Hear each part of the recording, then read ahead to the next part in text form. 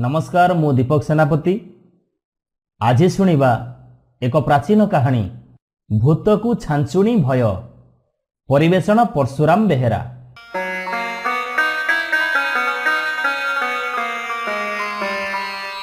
गोटिए गाँव रे जड़े ब्राह्मण ता स्त्री सहित रहुथिला। सेमाने थिले भारी गरीब, भिक मागी चलती। सकाळु उठी ब्राह्मणटी गाँ गाँ बुली भिक मागिबाकू जाए। फेरु फेरु संज हो जाए। जहा मागी मुगी आनी थाए सेतक आनी ता स्त्री को दिए। सेइथिरे दी जण जाक दुखे कष्टे चलती सिना, ता स्त्री किंतु एथिरे जम्मा संतुष्ट नुह। कारण ब्राह्मण थिला जेतिकी शांतशिष्ट आउ जेतिकी भद्र, ता स्त्री थिला सेतिकी मुखुरा आउ कलिहुडी। जो दिन ब्राह्मण भिक न आनी खाली हाथ में फेरे, ब्राह्मणी ताकू खूब गाली दिए।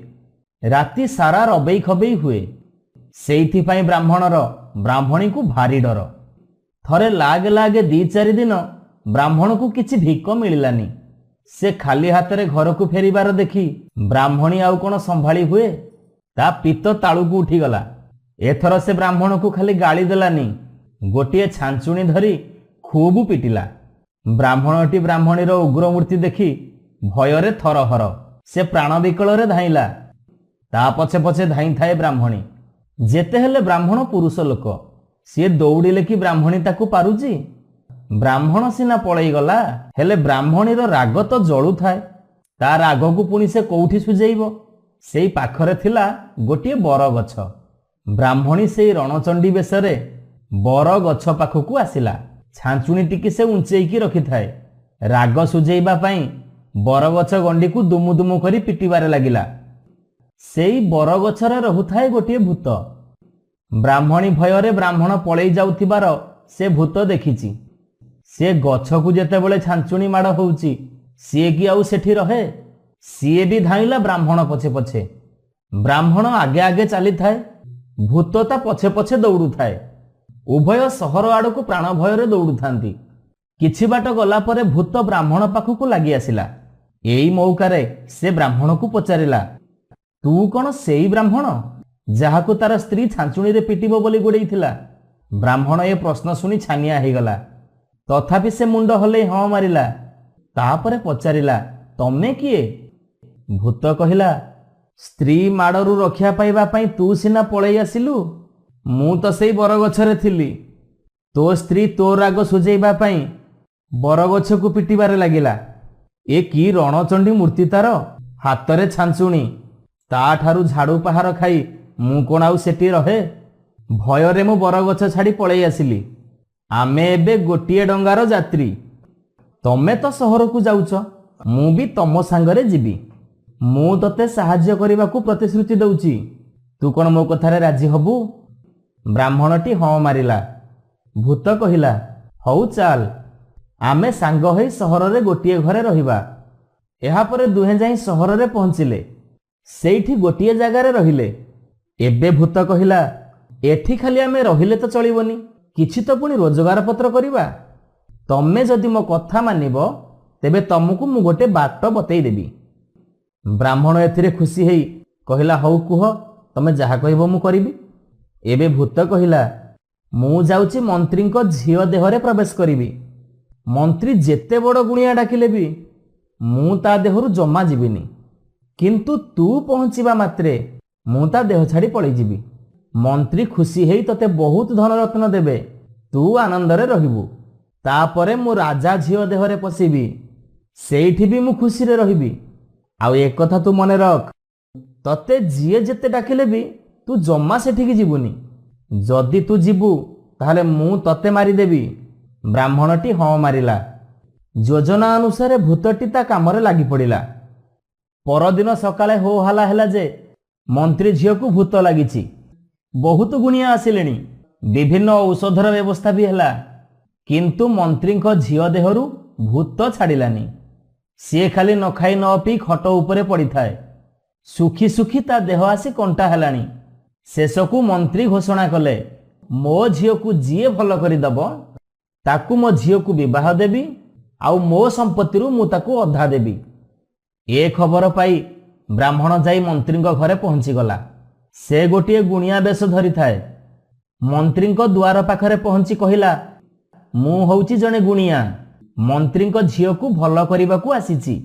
ମନ୍ତ୍ରୀ ତାକୁ ଡାକି ନେଇ ନିଜ ଝିଅ ପାଖରେ ପହଞ୍ଚିଲେ। ବ୍ରାହ୍ମଣଟି ଖାଲି ମନ୍ତ୍ରୀ ଝିଅର ଘରକୁ ପଶୁ ପଶୁ ଝିଅଟି ଚିତ୍କାର କଲା, ମୁଁ ଯାଉଛି ଯାଉଛି, ତମେ ଦୟାକରି ମୋ ପାଖକୁ ଆସନି, ମୁଁ ଏବେ ସାଙ୍ଗେ ସାଙ୍ଗେ ଚାଲି ଯାଉଛି। ଏହାପରେ ମନ୍ତ୍ରୀ ଝିଅର ଚେତା ବୁଡ଼ିଗଲା। କିଛି ସମୟ ପରେ ତାର ଜ୍ଞାନ ଫେରିଲା, ଆଉ ସେତିକି ବେଳୁ ସେ ସୁସ୍ଥ ହେଇଗଲା। ଏ କଥା ଦେଖି ମନ୍ତ୍ରୀ ଭାରି ଖୁସି ହେଇଗଲେ, ଆଉ ତାଙ୍କ ଘୋଷଣା ଅନୁସାରେ ସେଇ ଗରିବ ବ୍ରାହ୍ମଣ ସହିତ ତାଙ୍କ ଝିଅକୁ ବାହା କରିଦେଲେ, ଆଉ ଅଧେ ସମ୍ପତ୍ତି ବି ଦେଲେ। ବ୍ରାହ୍ମଣଟି ସେଇ ଦିନଠାରୁ ଆରାମରେ ରହିଲା। ତାର କିଛି ଦିନ ପରେ ରାଜାଙ୍କ ଝିଅକୁ ଭୂତ ଲାଗିଲା। ରାଜା ବହୁତ କବିରାଜ ଡକେଇଲେ, ବିଭିନ୍ନ ଔଷଧର ବ୍ୟବସ୍ଥା କଲେ, କିନ୍ତୁ କିଛି କାଟୁ କଲାନି। ଶେଷକୁ ବହୁତ ଗୁଣିଆ ବି ଆସିଲେ, ସେଥିରେ ବି କିଛି ଫଳ ହେଲାନି। ବାଧ୍ୟ ହୋଇ ରାଜା ଘୋଷଣା କଲେ, ଯିଏ ରାଜଜେମାଙ୍କୁ ଭଲ କରିଦେବ ସିଏ ଏ ରାଜ୍ୟରୁ ଅଧେ ପାଇବ। ଏହା ପରେ ବି କେହି ରଜା ଝିଅକୁ ଭଲ କରିପାରିଲେନି। ଏ ଖବର ବ୍ରାହ୍ମଣ ବି ଶୁଣୁଥାଏ, କିନ୍ତୁ ଭୂତର ଚେତାବନୀ ଅନୁସାରେ ସେ ସେଠିକି ଯିବାକୁ ଜମା ଇଚ୍ଛା କରୁନଥାଏ, କାରଣ ସେଠିକି ଗଲେ ତ ଭୂତ ତା ପ୍ରାଣ ନେଇଯିବ। ଦିନେ ମନ୍ତ୍ରୀ ରାଜାଙ୍କୁ କହିଲେ, ମହାରାଜ, ମୋ ଝିଅର ଦିନେ ଠିକ୍ ଏଇ ଅବସ୍ଥା ହେଇଥିଲା। ଗୋଟିଏ ବ୍ରାହ୍ମଣ ପିଲା ତାକୁ ଭଲ କରିଥିଲା, ଏବେ ସେଇ ବ୍ରାହ୍ମଣ ମୋର ଜ୍ୱାଇଁ। ଯଦି ଆପଣ ତାକୁ ଡାକନ୍ତେ ସିଏ କିଛି ଚେଷ୍ଟା କରନ୍ତା, ତେଣିକି ତା ଭାଗ୍ୟରେ ଯାହା ଥିବ। ରାଜା ତୁରନ୍ତ ବ୍ରାହ୍ମଣକୁ ଡକେଇଲେ, କିନ୍ତୁ ବ୍ରାହ୍ମଣ ସେଠିକି ଯିବାକୁ ଜମା ରାଜି ହେଲାନି। ଏଣେ ରାଜା ତ ସାଧାରଣ ଲୋକ ନୁହନ୍ତି, ସାମାନ୍ୟ ବ୍ରାହ୍ମଣ ତାଙ୍କ କଥାକୁ ଅମାନ୍ୟ କରିବ? ଏଣୁ ରାଜା ଆଦେଶ ଦେଲେ, ଯଦି ବ୍ରାହ୍ମଣ ମୋ ଆଦେଶ ଅମାନ୍ୟ କରି ଏଠିକି ନ ଆସେ ତେବେ ତାର ମୁଣ୍ଡ କାଟ କରାଯିବ। ଏ ଆଦେଶ ଶୁଣି ବ୍ରାହ୍ମଣ ତ ମହା ଅଡୁଆରେ ପଡ଼ିଲା। ସେଠିକି ଗଲେ ଭୂତ ଖାଇବ, ନ ଗଲେ ମୁଣ୍ଡ କାଟ ହବ। ବ୍ରାହ୍ମଣ ବହୁତ ଚିନ୍ତା କଲା, ଶେଷରେ ନିଷ୍ପତ୍ତି ନେଲା, ମୁଁ କିନ୍ତୁ ଯିବି। ସେ ବହୁତ ଭାବିଚିନ୍ତି ଗୋଟେ ଉପାୟ ସ୍ଥିର କଲା, ଆଉ ତାପରେ ଯାଇ ରାଜଦରବାରରେ ପହଞ୍ଚିଲା। ରାଜା ତାକୁ ସଙ୍ଗେ ସଙ୍ଗେ ରାଜଜେମା ରହୁଥିବା କୋଠରୀକୁ ନେଇଗଲେ। ବ୍ରାହ୍ମଣକୁ ଦେଖୁ ଦେଖୁ ରାଜା ଝିଅ ପାଟି କରି ଉଠିଲା, ଆରେ ଦୁଷ୍ଟ ବ୍ରାହ୍ମଣ, ମୁଁ ତୋତେ ସାବଧାନ କରେଇଥିଲି, ତୁ ମୋ କଥା ନ ରଖି ଅମାନ୍ୟ କରି ଆସିଲୁ, ଏଣୁ ମୁଁ ତୋତେ ଖାଇବା ସୁନିଶ୍ଚିତ। ଏବେ ବ୍ରାହ୍ମଣ କହିଲା, ମୁଁ ସେଥିପାଇଁ ଆସିନି, ଅନ୍ୟ ଗୋଟିଏ କାରଣ ଅଛି। ଆଉ ଏ କଥା ଯଦି ଅନ୍ୟମାନେ ଶୁଣିବେ ଆହୁରି ଅସୁବିଧା ହବ। ମୁଁ କେବଳ ତୋ କାନରେ ଗୋଟିଏ କଥା କହିବି, ତାପରେ ମୁଁ ଏଠୁ ପଳେଇବି।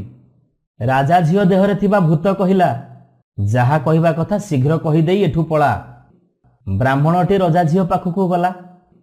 ତା କାନ ପାଖରେ ଅନ୍ୟ କେହି ନ ଶୁଣିଲା ପରି ଚୁପ୍ କିନା କହିଲା, ଏବେ ମୋର ସେଇ ଉଗ୍ରଚଣ୍ଡୀ ସ୍ତ୍ରୀ ମତେ ଖୋଜି ଖୋଜି ଆସି ଏଇ ସହରରେ ପହଞ୍ଚିଗଲାଣି।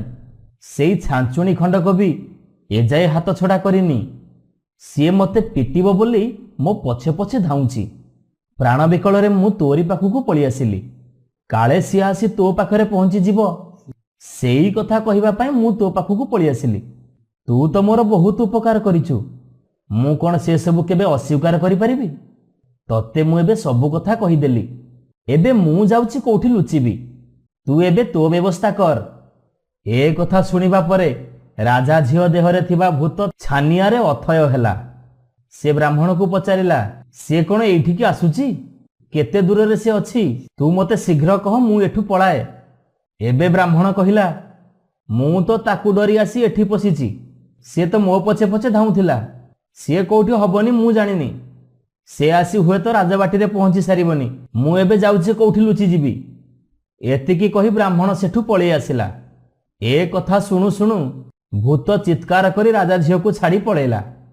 ରାଜକନ୍ୟାର ଚେତା ବୁଡ଼ିଗଲା। ଆସ୍ତେ ଆସ୍ତେ ତାର ଜ୍ଞାନ ଫେରି ଆସିବା ପରେ ସେ ସୁସ୍ଥ ହେଇଗଲା। ରାଜା ଭାରି ଖୁସି ହେଲେ। ରାଜା ତ ପ୍ରତିଜ୍ଞା କରିଥିଲେ, ଏବେ ବ୍ରାହ୍ମଣକୁ ନିଜ ରାଜ୍ୟରୁ ଅଧେ ସମ୍ପତ୍ତି ଦେଲେ। ଭୂତ ବିଚରା ଛାଞ୍ଚୁଣୀକୁ ଡରି ସେଇ ଦିନଠାରୁ ସେ କୁଆଡ଼େ ଯାଇଛି ଯେ ଯାଇଛି। ବ୍ରାହ୍ମଣ ଆଉ ତାର ପତ୍ତା ବି ପାଉନି। ଏବେ ବ୍ରାହ୍ମଣ ଅଧେ ରାଜ୍ୟର ରାଜା ହେଇ ମନ୍ତ୍ରୀ ଝିଅ ସହିତ ଆନନ୍ଦରେ ରହିଲା। ନମସ୍କାର, ମୁଁ ଦୀପକ ସେନାପତି। ଆଜି ଶୁଣିବା ଏକ ପ୍ରାଚୀନ ରୂପକଥା ତଥାସ୍ତୁ ଦେବତା। ପରିବେଷଣ ପରଶୁରାମ ବେହେରା।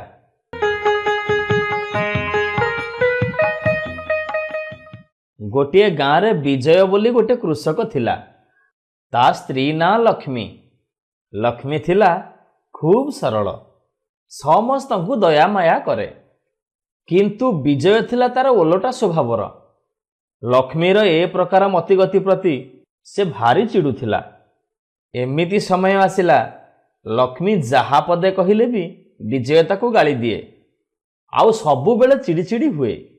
ଦିନେ ବିଜୟ ଆସି ତା ସ୍ତ୍ରୀ ଲକ୍ଷ୍ମୀକୁ କହିଲା, ଜଲ୍ଦି ରନ୍ଧାରନ୍ଧି କର, ଆଜି ମନ୍ଦିର ଆଗରେ ପ୍ରବଚନ ଅଛି, ମୁଁ ପ୍ରବଚନ ଶୁଣିବାକୁ ଯିବି। ଲକ୍ଷ୍ମୀ କହିଲା, ହଁ ଠିକ୍ ଅଛି, ସଞ୍ଜ ସୁଦ୍ଧା ମୁଁ ରୋଷେଇ କାମ ସାରିଦେବି। ଏବେ ବିଜୟ କଡ଼ା ସ୍ୱରରେ କହିଲା, ଦେଖ ପୋଡ଼ା ମୁହିଁ, ସଞ୍ଜ ସୁଦ୍ଧା ଯଦି ରୋଷେଇ ସରିନଥିବ ତାହେଲେ ମୋ ନିଜ ରୂପ ଦେଖିବୁ। ଏତିକି କହି ବିଜୟ ବାହାରକୁ ଚାଲିଗଲା। ଠିକ୍ ସନ୍ଧ୍ୟା ବେଳକୁ ଫେରିଆସି ତା ସ୍ତ୍ରୀକୁ ଡାକିଲା, ଲକ୍ଷ୍ମୀ, ଆରେ କୁଆଡ଼େ ଗଲ? କିନ୍ତୁ କିଛି ଜବାବ ମିଳିଲାନି। ଘର ପଛପଟକୁ ଯାଇ ଦେଖିଲା ବେଳକୁ ତା ସ୍ତ୍ରୀ ନିଜ ମୁହଁରେ ପାଣି ଛାଟିବାରେ ଲାଗିଛି। ବିଜୟ ପଚାରିଲା, ଆରେ ତୁ ଏଠି କ'ଣ କରୁଛୁ? ରୋଷେଇ କାମ ସରିଛି ତ? ଲକ୍ଷ୍ମୀ କାନ୍ଦ କାନ୍ଦ ହେଇ ଉତ୍ତର ଦେଲା, ମୁଁ ଜମା ରୋଷେଇ ଆରମ୍ଭ କରିନି। ତମେ ଯିବା ପରଠାରୁ ମୋ ମୁହଁ ଖାଲି ପୋଡ଼ି ପୋଡ଼ି ଯାଉଛି, ବହୁତ ପୋଡ଼ାଜଳା କରୁଛି। ତେଣୁ ମୁଁ ଖାଲି ମୋ ମୁହଁକୁ ପାଣି ଛାଟିବାରେ ଲାଗିଛି। ବୋଧେ ମୁଁ ଖୁବ୍ ଶୀଘ୍ର ମରିଯିବି। ମୋତେ କୌଣସି ବୈଦ୍ୟ ପାଖକୁ ନେଇ ଚାଲ। ବିଜୟ ଦେଖିଲା ଲକ୍ଷ୍ମୀ ତ କେବେ ମିଛ କହେନା, ଆଉ ସେ ଏମିତି କଥା ତ କେବେ ମିଛ କହିବନି। ଯଦି ସେ ସତରେ ମରିଯିବ ମୋ ଅବସ୍ଥା କ'ଣ ହେବ? ମୁଁ ଏକୁଟିଆ କେମିତି ଚଳିବି? ବିଜୟ ଆଉ କାଳ ବିଳମ୍ବ ନ କରି ଲକ୍ଷ୍ମୀକୁ ନେଇ କବିରାଜଙ୍କ ପାଖକୁ ଗଲା। ବାଟରେ ଯାଉ ଯାଉ ଦୁଇ ଜଣ ଯାକ ମନ୍ଦିର ପାଖରେ ପହଞ୍ଚିଲେ। ସେଇଠି ପ୍ରବଚନ ହେଉଥିଲା। ଏତିକି ବେଳେ ବିଜୟ କାନରେ ବାଜିଲା, ପ୍ରବଚକ କହୁଛନ୍ତି, ଦେବୀ ସରସ୍ୱତୀଙ୍କ ଆଶୀର୍ବାଦରେ ଆମେମାନେ କଥା କହିବାର ଶକ୍ତି ପାଇଛୁ, ଆଉ ତାଙ୍କ ଦାନର ଅପବ୍ୟବହାର କରିବା ମହାପାପ। ଆଉ ଯାହା କହୁଛ କୁହ, କିନ୍ତୁ ନିର୍ଦ୍ଦୋଷ ଲୋକ ମନରେ ଆଘାତ ଦେଲା ଭଳି କର୍କଶ କଥା କେବେ କହିବନି। ଆଉ ଗୋଟିଏ କଥା ମଧ୍ୟ ମନେ ରଖିବା ଦରକାର, ଥରେ ଥରେ ବାତାବରଣ ଭିତର ଦେଇ ତଥାସ୍ତୁ ଦେବତାମାନେ ଯାଆ ଆସ କରନ୍ତି, ଆଉ ତମ କହୁଥିବା କଥା ଉପରେ ଯଦି ସେମାନେ ତଥାସ୍ତୁ କରିଦିଅନ୍ତି ତାହେଲେ ତମେ କହୁଥିବା କଥା ହିଁ ଫଳିଯିବ। ଏ କଥା ଶୁଣିବା ପରେ ବିଜୟ ଆଗ ଚମକି ପଡ଼ିଲା। ତାପରେ ସେ ତରତର ହେଇ ସ୍ତ୍ରୀକୁ ନେଇ କବିରାଜ ଘରେ ପହଞ୍ଚିଲା। ବିଜୟ ପହଞ୍ଚିଲା ବେଳକୁ କବିରାଜଙ୍କର ଭୋଜନ ସମୟ ହେଇଯାଇଥିଲା। ତେଣୁ ସେ ଘର ଭିତରକୁ ଚାଲି ଯାଇଥିଲେ। କିଛି ସମୟ ଅପେକ୍ଷା କରିବା ପରେ ବିଜୟ ଅଧୈର୍ଯ୍ୟ ହେଇ କହି ପକେଇଲା, ଏତେ ସମୟ ଧରି କେତେ ଖାଉଛନ୍ତି କି କବିରାଜେ? ଭାରି ଲୋଭୀ ଜଣାପଡ଼ୁଛନ୍ତି। ଠିକ୍ ସେତିକି ବେଳେ କବିରାଜ ବାହାରି ଆସିଲେ। ବିଜୟ ଆଡ଼କୁ ଚାହିଁ କହିଲେ, ଚିକିତ୍ସା ଆରମ୍ଭ କରିବା ପୂର୍ବରୁ ମୋତେ 15 ଟଙ୍କା ଦେବାକୁ ପଡ଼ିବ। ବିଜୟ ଆଶ୍ଚର୍ଯ୍ୟ ହେଲା। କବିରାଜ ତ ଆଗରୁ କାହିଁ ଏମିତି ଲୋଭୀ ନଥିଲେ, ସିଏ ତ ଏମିତି ବ୍ୟବହାର କେବେ କରନ୍ତିନି। ହେଲେ ଆଜି ଏମିତି ବ୍ୟବହାର କରିବେ ବୋଲି କିଏ ଜାଣିଥିଲା? ବିଜୟ ତ ଆଉ 15 ଟଙ୍କା ଆଣିନଥିଲା। ସେ ବାହାରକୁ ବାହାରି ଆସି ଚାହିଁଲା, କାଳେ ଯଦି କିଏ ଚିହ୍ନା ଲୋକ ଯାଉଥିବ ତା ପାଖରୁ କିଛି ପଇସା କରଜ କରି ତାକୁ ପଛରେ ସୁଝିଦେବ। ଆଉ ଏତିକି ବେଳେ ତା ସାଙ୍ଗ ପ୍ରଫୁଲ୍ଲ ସାଙ୍ଗରେ ଦେଖା ହେଲା। ତାକୁ ଦେଖୁ ଦେଖୁ କହିଲା, ଆରେ ଭାଇ, ମୋତେ କିଛି ଟଙ୍କା ଦେଲୁ। ହେଲେ ତା ସାଙ୍ଗ ପାଖରେ ତ ଟଙ୍କା ନଥିଲା। ତେଣୁ ସେ କହିଲା, ନା ରେ ଭାଇ, ଟଙ୍କା ପଇସା ମୁଁ ଜମା ସାଙ୍ଗରେ ଆଣିନି। ଏ କଥା ଶୁଣି ବିଜୟ ରାଗି ଯାଇ କହିଲା, ତୁ ଗୋଟେ ଡକାୟତ। ତା କଥା ସରୁ ସରୁ ପ୍ରଫୁଲ୍ଲର କ'ଣ ହେଲା କେଜାଣି, ବିଜୟର କାମିଜ ମୁଣିରେ ହାତ ପୂରେଇ ତା ପକେଟରେ ଯାହା ଦି ପଇସା ଥିଲା ସବୁ ନେଇ ଦୌଡ଼ି ପଳେଇଗଲା। ବିଜୟ ଆଉ କ'ଣ କରିବ? ଉପାୟ କିଛି ନ ପାଇ ସେ ଲକ୍ଷ୍ମୀକୁ ଧରି ଅନ୍ୟ ଗାଁର ଜଣେ କବିରାଜଙ୍କ ପାଖକୁ ଚାଲିଲା। ବାଟରେ ଯାଉ ଯାଉ ଲକ୍ଷ୍ମୀ କହିଲା, ମୁଁ ଆଉ ଚାଲିପାରୁନି। ଏ କଥା ଶୁଣୁ ଶୁଣୁ ବିଜୟ ରାଗି ଯାଇ କହିଲା, ଚୁପ୍ କର ରାକ୍ଷସୀ। ଏତିକି କଥା ସରୁ ସରୁ ତାପରେ ଯାହା ଦେଖିଲା ତାର ହଂସା ଉଡ଼ିଗଲା। ଲକ୍ଷ୍ମୀ କୁଆଡ଼େ ଗଲା କେଜାଣି, ତା ସ୍ଥାନରେ ଗୋଟେ ରାକ୍ଷସୀ ଠିଆ ହେଇଗଲା। ଆଉ ସେ ବିଜୟ ଆଡ଼କୁ ହାତ ବଢ଼େଇଲା କ୍ଷଣି ବିଜୟ ଦୌଡ଼ିବାକୁ ଲାଗିଲା। ତା ପଛେ ପଛେ ଦୌଡ଼ୁଥାଏ ରାକ୍ଷସୀ। ଏମିତି ଦୌଡ଼ା ଦୌଡ଼ି ହେଇ ଦୁହେଁ ଗୋଟେ ବଣ ପାଖରେ ପହଞ୍ଚିଲେ। ବିଜୟ ଆଉ ଦୌଡ଼ି ନ ପାରି ତଳେ ପଡ଼ିଗଲା। ସେତିକି ବେଳେ ଗୋଟିଏ ମଧୁର କଣ୍ଠସ୍ୱର ଶୁଭିଲା, ଆରେ ବିଜୟ, ତୁ କାହିଁକି ଡରୁଛୁ? ତୋର ଆଚରଣ ଯୋଗୁଁ ତୋ ସ୍ତ୍ରୀ ସିନା ରାକ୍ଷସୀ ହେଇଯାଇଛି, ତା ବୋଲି ସେ କ'ଣ ତୋତେ ଖାଇଦେବ ବୋଲି ଭାବୁଛୁ? ନା ନା, ସେ ସବୁଦିନ ତୋ ସହିତ ଘର କରି ରହିବ। ବିଜୟ ଉଠି ପଡ଼ି ଦେଖିଲା ଆଗରେ ଛିଡ଼ା ହେଇଛନ୍ତି 2 ଜଣ ଦେବତା ଭଳି ଦିଶୁଥିବା ମୂର୍ତ୍ତି। ତାପରେ ସେ ପଚାରିଲା, ଆପଣ କିଏ? ଦେବତା 2 ଜଣ କହିଲେ, ଆମେମାନେ ହେଉଛୁ ତଥାସ୍ତୁ ଦେବତା। ଆମେ ଭ୍ରମଣ କରିବା ସମୟରେ ଯେଉଁ କଥାଟି ଦେଖୁ ତାକୁ ତଥାସ୍ତୁ କହିଦେଉ। ଏଣୁ ତୋ କଥା ଉପରେ ଆମେ ତଥାସ୍ତୁ କହିଥିଲୁ। ତୁ ଲକ୍ଷ୍ମୀକୁ ପୋଡ଼ା ମୁହିଁ କହିବାରୁ ତାର ମୁହଁ ପୋଡ଼ା ଜଳା କଲା। କବିରାଜକୁ ଲୋଭୀ କହିବାରୁ ସେ ତୁମକୁ 15 ଟଙ୍କା ମାଗିଲେ। ପ୍ରଫୁଲ୍ଲକୁ ଡକାୟତ କହିବାରୁ ସେ ତୋ ପକେଟରୁ ଟଙ୍କା ଲୁଟି ନେଲା। ଆଉ ଲକ୍ଷ୍ମୀକୁ ଯେତେବେଳେ ରାକ୍ଷସୀ କହିଲୁ, ସେ ରାକ୍ଷସୀ ହେଇ ତତେ ଗୋଡ଼େଇଲା। ଇଏ ତ ସବୁଗୁଡ଼ାକ ତୋରି କଥାର ଫଳ। ଏଥର ବିଜୟ କାନ୍ଦି କାନ୍ଦି ପ୍ରାର୍ଥନା କରି କହିଲା, ହେ ଦେବତାମାନେ, ମୋତେ କ୍ଷମା କର। ମୁଁ ଆଉ ଜୀବନରେ କାହାରି ପ୍ରତି କୁବାକ୍ୟ ପ୍ରୟୋଗ କରିବି ନାହିଁ। ମୋ ସ୍ତ୍ରୀର ପ୍ରକୃତ ରୂପ ଆପଣ ଫେରେଇ ଦିଅନ୍ତୁ। କବିରାଜ ଆଉ ପ୍ରଫୁଲ୍ଲକୁ ମଧ୍ୟ ଭଲ ମଣିଷ କରିଦିଅନ୍ତୁ। ବିଜୟର କଥା ଶୁଣି 2 ଦେବତା ତଥାସ୍ତୁ କହି ସେଠାରୁ ଅନ୍ତର୍ଧ୍ୟାନ ହେଇଗଲେ। ସାଙ୍ଗେ ସାଙ୍ଗେ ଲକ୍ଷ୍ମୀ ତାର ନିଜ ରୂପ ଫେରି ପାଇଲା। ଆଉ ତା ମୁହଁ ପୂର୍ବପରି ସମ୍ପୂର୍ଣ୍ଣ ଭଲ ଥିଲା। ୟା ପରଠାରୁ ବିଜୟର ଆଚରଣ ସମ୍ପୂର୍ଣ୍ଣ ବଦଳିଗଲା। ସେ ଲକ୍ଷ୍ମୀ ପ୍ରତି ଖୁବ୍ ଭଲ ବ୍ୟବହାର କରିବାକୁ ଲାଗିଲା। ଆଉ ତା ପରଦିନ କବିରାଜ ନିଜେ ଆସି ଦୁଃଖ ପ୍ରକାଶ କରି ବିଜୟକୁ କହିଲେ, ଗତକାଲି ରାତିରେ ମୋ ମୁଣ୍ଡ କ'ଣ ହେଇଗଲା କେଜାଣି, ମୁଁ ତମକୁ 15 ଟଙ୍କା ମାଗି ବସିଲି। ମୋତେ କ୍ଷମା କରିଦିଅ ବିଜୟ। ଆଉ ତାପରେ ପରେ ପ୍ରଫୁଲ୍ଲ ବି ଆସି ବିଜୟକୁ ତା ପଇସା ଫେରେଇ ଦେଇ କହିଲା, ଆରେ କାଲି ତ ତୁ ମୋତେ ପଇସା ମାଗିଲୁ, ମୁଁ ତୋତେ ଦେଇପାରିଲିନି। ହେଲେ ତୋ ପ୍ରତି କାହିଁକି ଏମିତି ବ୍ୟବହାର କଲି ମୁଁ ନିଜେ ବି ବୁଝିପାରୁନି। ସେ ଯାହା ହଉ ଭାଇ, ତୁ ମୋତେ କ୍ଷମା କରିଦେ, ନେ ତୋ ପଇସା ନେ। ଏସବୁ କଥା ଶୁଣି ବିଜୟ କେବଳ ମନେ ମନେ ହସୁଥାଏ। ଆଉ କହିଲା, ମୋତେ କ୍ଷମା କରିଦିଅ ଭାଇ, ମୋରି କାରଣରୁ ହିଁ ଏସବୁ ଘଟିଛି। ନମସ୍କାର ଶ୍ରୋତା ବନ୍ଧୁ, ଯଦି ଆପଣମାନଙ୍କୁ ଆମ ଗପ ଭଲ ଲାଗୁଥାଏ, ଆପଣଙ୍କ ମନକୁ ଛୁଉଁଥାଏ, ତେବେ ଲାଇକ୍ କରନ୍ତୁ, ସବସ୍କ୍ରାଇବ୍ କରନ୍ତୁ। ସୁନ୍ଦର ସୁନ୍ଦର କାହାଣୀ ନେଇ ଆମେ ପୁଣି ଆପଣଙ୍କ ପାଖରେ ଆଗକୁ ଆସିବୁ। ଆପଣ ସବସ୍କ୍ରାଇବ୍ କରିବା ପରେ ବେଲ୍ ଆଇକନ୍କୁ ଦବାଇବା ପାଇଁ କେବେ ବି ଭୁଲିବେନି। ଜୟ ଜଗନ୍ନାଥ।